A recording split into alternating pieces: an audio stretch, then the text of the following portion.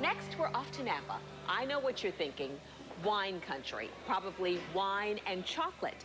Well, at Annette's chocolate factory, they do mix wine and chocolate, but that's not why we're going. We're going for the beer. Beer brittle, to be exact.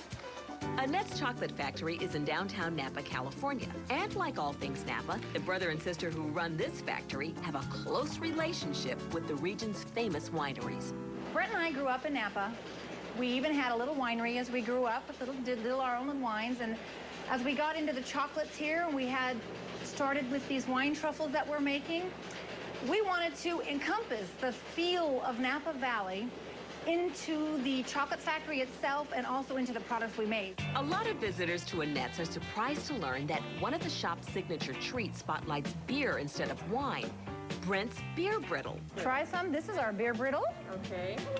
What's not surprising is that Brent's innovative wine recipes, from Cabernet truffles to port chocolate sauces, led to his first commissioned batch of beer brittle.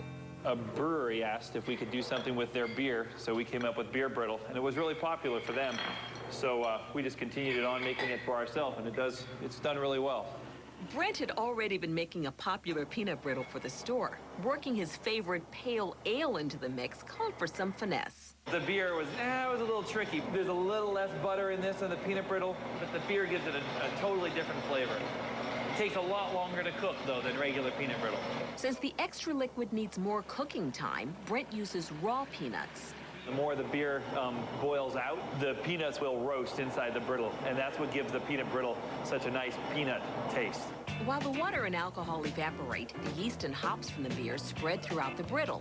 Even though the mixer takes care of the stirring, Brent has to keep a close eye on the kettle. Getting closer. The art of the confectioner is all about timing. If it's undercooked, what you have is less candy than a mess of hot sugar. Overcooked candy is even worse. What Brent's watching for is something in between.